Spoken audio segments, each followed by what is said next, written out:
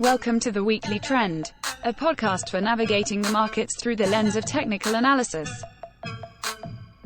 The Weekly Trend podcast is provided for educational purposes only and does not constitute any professional advice. Listeners should not act upon the information or content without first seeking advice from a registered financial planner.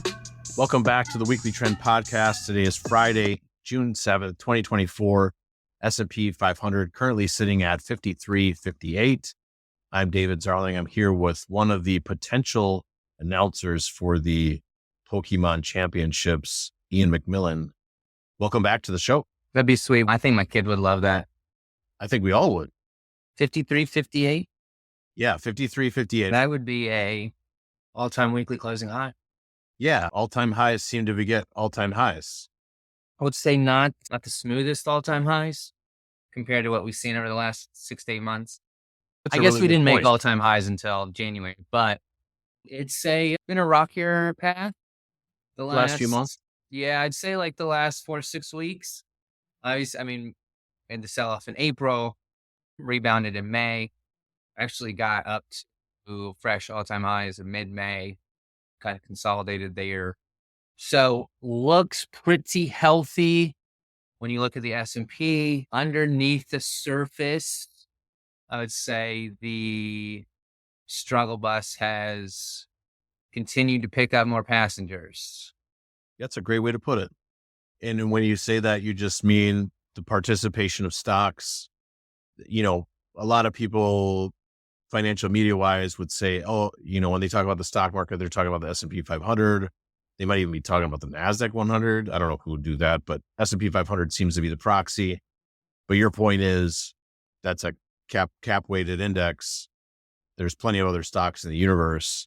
Not all stocks are doing the same thing. Yeah, I think that's exactly it. And you've got new relative lows for small caps and mid caps. And it's, I don't know, I mean, you kind of sitting back, hoping these things turn themselves around. Again, not that they need to for the market to go higher, as we've seen. Well, breadth has been kind of lackluster here for a couple months. It has been. It really has been. I mean, and you could really say, I mean, breadth on the NASDAQ peaked in January, and look where we've gone since then. For sure. And it's interesting, you know, because it's a market of stocks, not just a stock market. And there's different ways to measure it, right? We can measure it by capitalization, large and small. You have a price weighted index like a Dow Jones, and then we can compare that to a Dow Jones transportation average. You have growth versus value, but just looking at a cap weighted basis, right? We have S&P, you just mentioned, making potentially, we'll see where we are at close, making new weekly closing high, but we still have something like small caps using IWM that's still sitting, I would use the term significantly. I don't want to be overly dramatic, approximately 17% below its highs from 2021. Yeah. So we're in 2024. That's so crazy. I think that's the biggest kind of glaring, if you want to call it a divergence in the market over the last, really, we're now into like year 3, year 4 of this playing out. Year 3. And so we just talked about S&P made all-time highs late January. We broke above 4,800. And the Russell is still 17% away from that same, you know, its own respective 2021 highs. Yeah, the behavioral level, like you've done a good job in past episodes highlighting behavioral market markers. 2021 highs is a significant one, right? We now know, you don't know in the time at the moment that selling is going to outpace buying or that supply is going to outpace demand, but that's the case for small caps. That's not the case for large caps.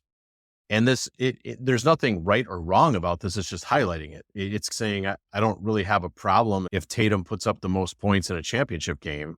It just is what it is. They're good. all-stars of the league are good. The large cap names of the market are good, but it doesn't mean the rest of the league is good. Because in the end, the hard part about sports is there's one team that's happy at the end, the rest not as happy. And there's some stocks that are unhappy. I don't think they carry emotions, but I know that if investors are holding them as an opportunity cost, and I think you highlighted just a few moments ago that, for example, small caps on a relative basis to the S&P 500 using IWM versus SPY, we are now below the low that had been established where the breadth thrust started in early November 2023. Yeah, that's a good way to put it. And so are we going to see, is this a flush? Is this where we see some type of small cap flush and rebound and they lead going forward? We don't know. There's no way to know that. No, dude, I've been wanting this dude to just get on with it for months at this point, years. And we're at that, right? And it's that neckline that, when you look at 208 to 210 on IWM, you go back to, that was your neckline for basically 2021. And here we are. I mean, polarity kicking in. And I'm sure there's lots of supply out there. This is a huge level. Yeah, we're 2 years and 3 months into small caps going nowhere. 0% return. And then if you just take it back to November of 2021, you're at a negative return. So you're talking about 2 years, 8 months, almost going on 3 years of negative return for small caps.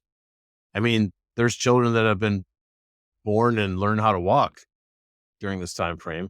S&P is in that same period where Russell's flat, S&P is up 48%. And that included a 9-10 month bear market and still up 48%. Meanwhile, Russell just flounders. Mid caps have been a lot better.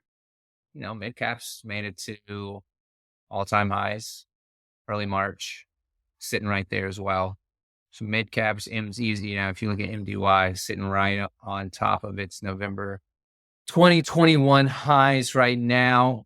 Obviously, you want to see that hold. Although we broke it in April and came back above. So just a lot of these also just say big ranging consolidations. Yeah, which is not that crazy to think about. 5 or so episodes ago when we were having a little correction in April, it's just important to remember that where we'd come from. November through April was on a distribution curve, top 1% of moves in market history. And so is it really all that surprising that we continue to see consolidation? And because markets don't move in a straight line, and I would just call it rotational, weak breadth. I mean, there's a lot of stocks that did really well from November through March. There were. And here we are. And here we are moving sideways for a few months. Let's not forget the big picture, which you're good at highlighting, is let's not forget where we came from. You mentioned S&P, the IWM being negative 17%. S&P is only up, 12% since its highs in 2021. We're talking about a 3-year return of 12%, not typically the average, not that we hit the average every year, quite the opposite. And after a move like that, why do we get to be surprised by a summer that's consolidating, which does have some seasonality to it? We tend to see consolidation in the summer. I know that June tends to be, based on the work of Ryan Dietrich, tends to be a strong month in an election year. Interesting. So we'll see. I mean, that's not a guarantee. It's just something to pay attention to. I have no idea. All I know is that on one hand, you have small caps still 17% off their highs. That could be an opportunity.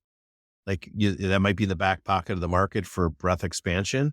At the same time, when you look at it on a relative basis versus S&P 500 breaking down, it's still an opportunity cost.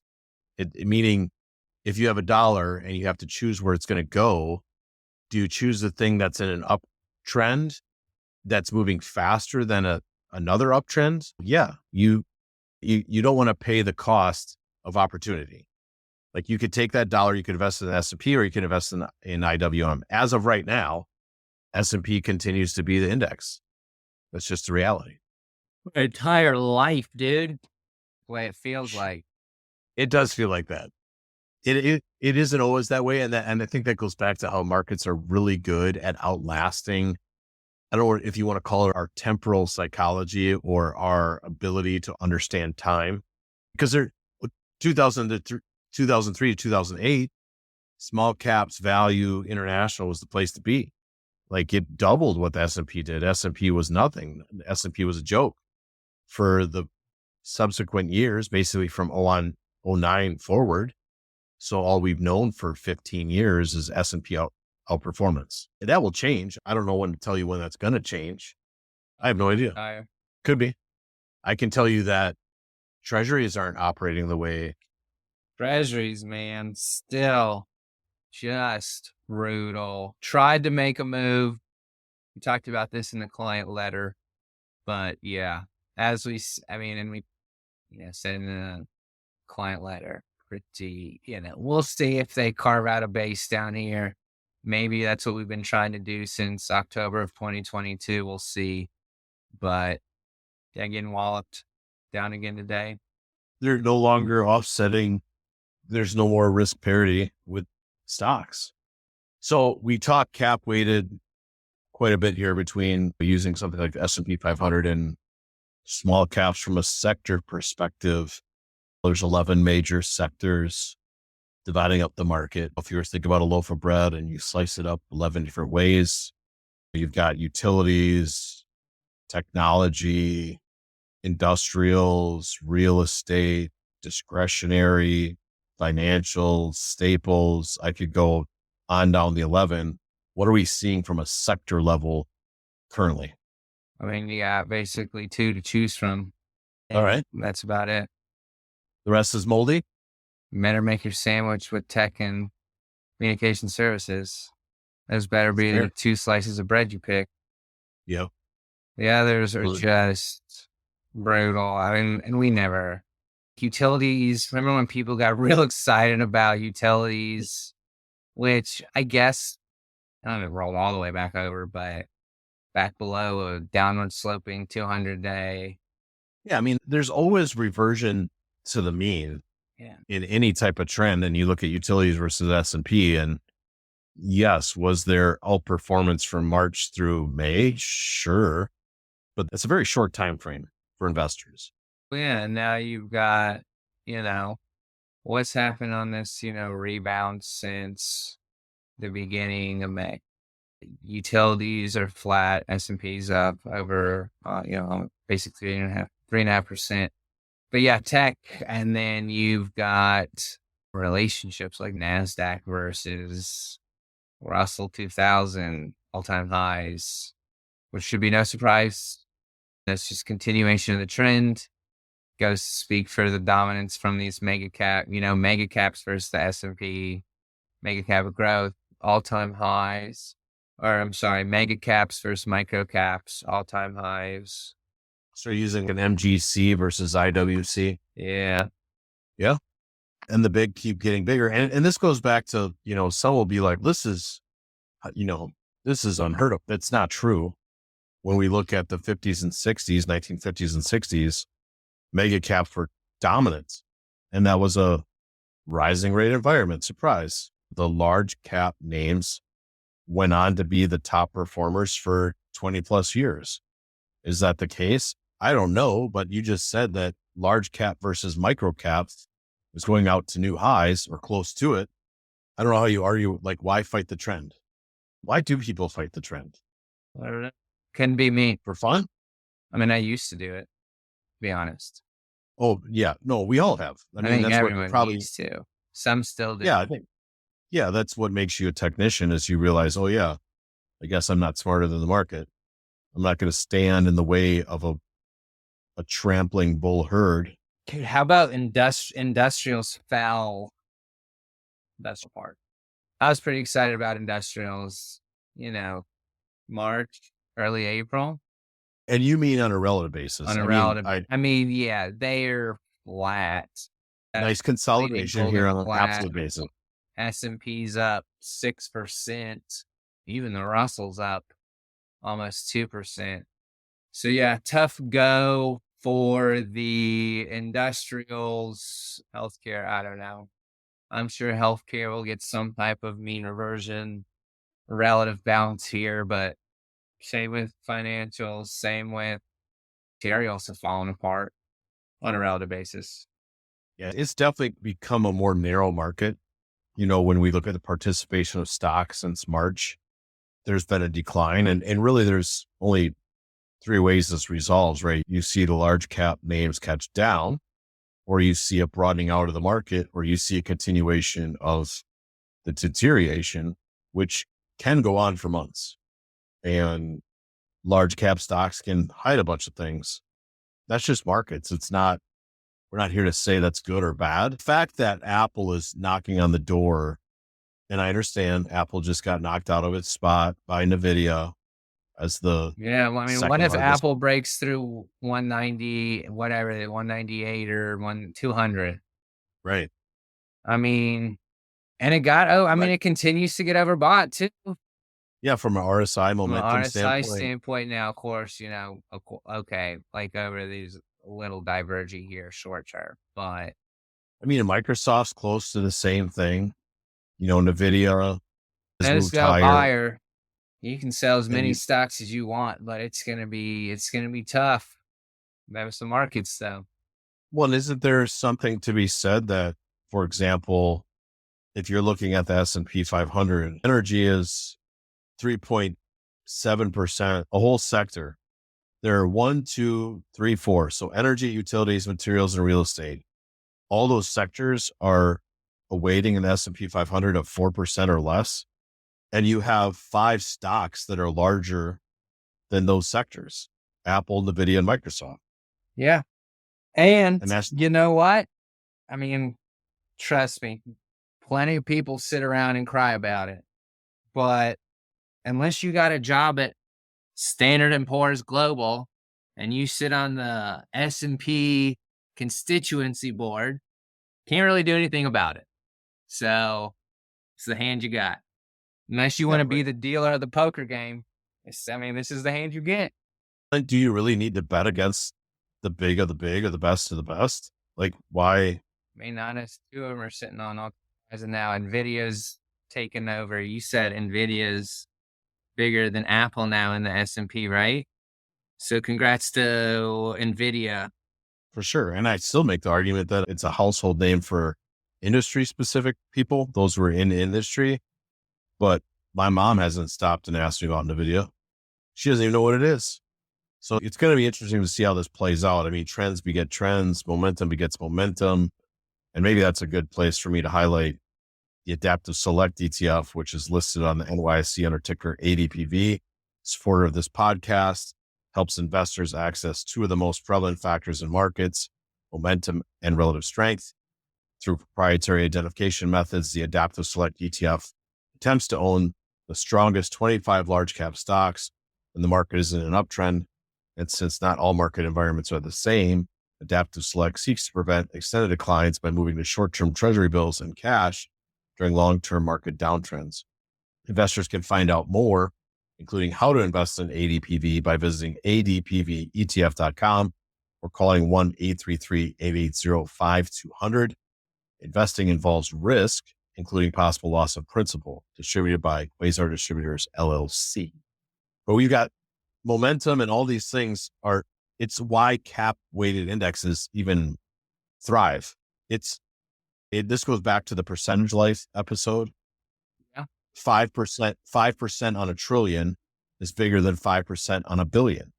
That's just math. Like, when these things compound, it's the eighth wonder of the world, compounding.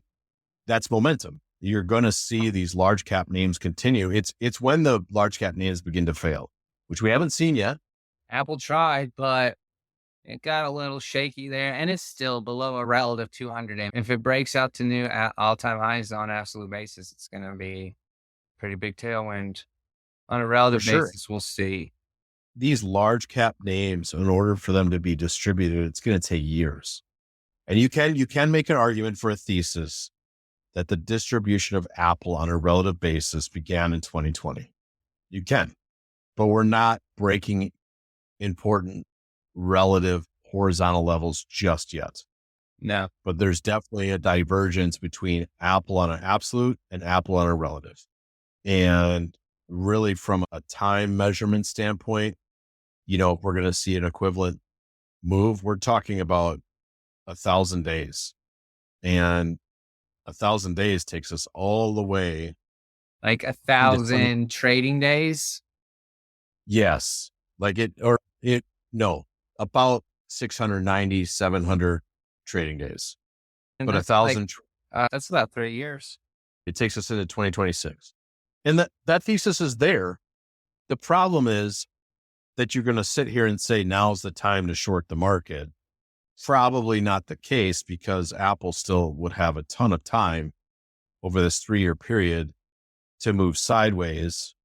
And that wouldn't necessarily hurt the market if it's moving sideways. If it's holding its weight, it's fine.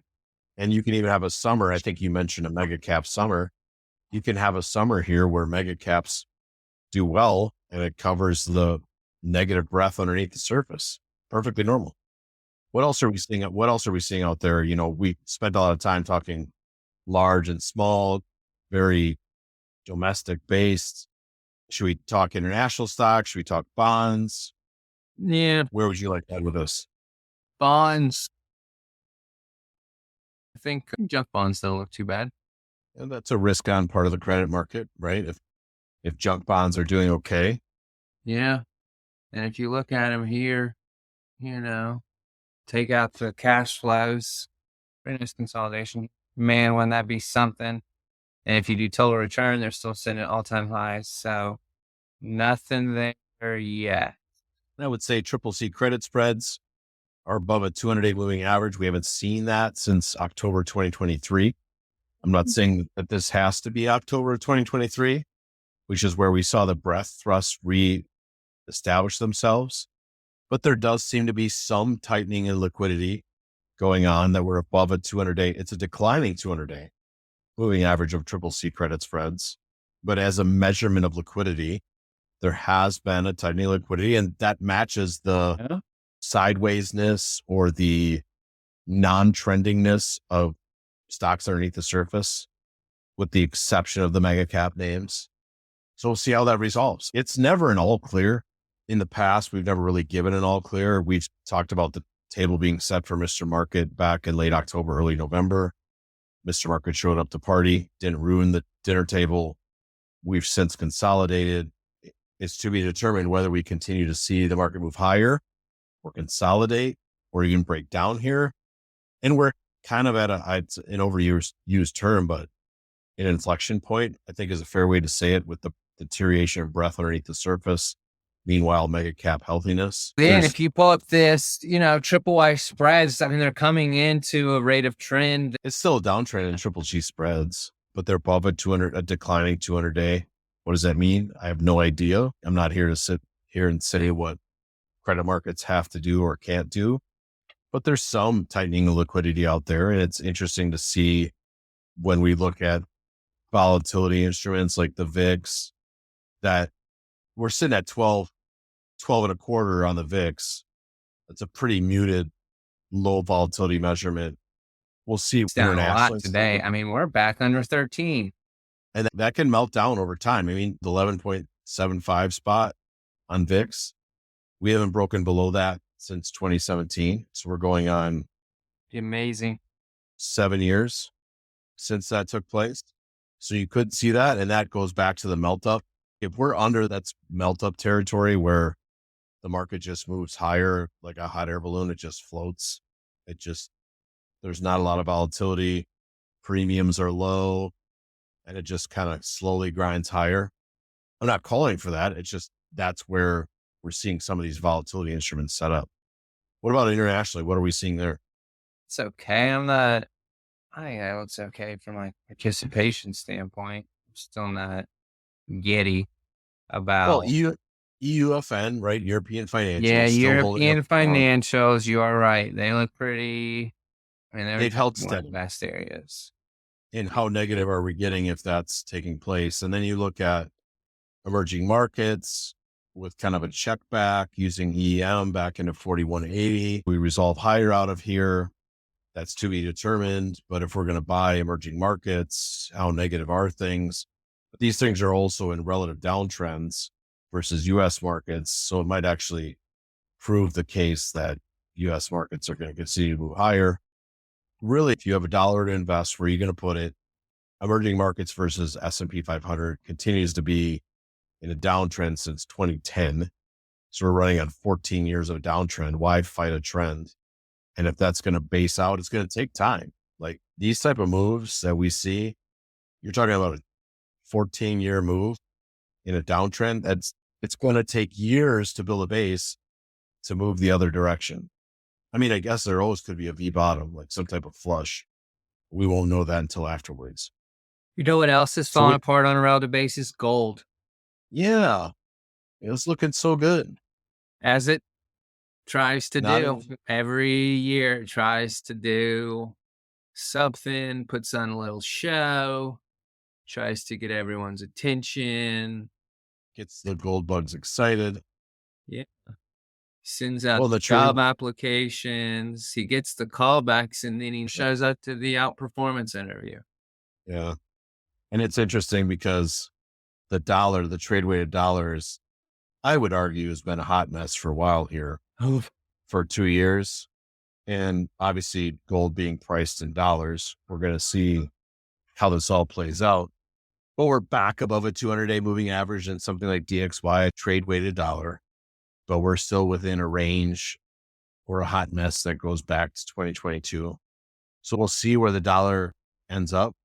But your point about gold, it tried, but now it's turning into opportunity cost versus stocks. We're back below a relative 200-day moving average, gold versus S&P. Now, when you look at something like gold miners versus gold, probably needs more time. One of those areas that typically when you see precious metals do well, the miners are doing better than the metals, probably needs more time. Anything else you'd like to take us that's worth observing that our listeners might appreciate? Anything else you want to highlight before we sign off? Did we talk about transports? Yeah, let's talk about that. A couple of weeks ago, Kevin and I talked about Dow theory and how, we still don't have transports at new highs. Definitely divergent from the industrials. These things I don't know, maybe transportation doesn't matter anymore. These things are abysmal. They're worse than small caps. And you like to see them do well. And these divergences last for a while.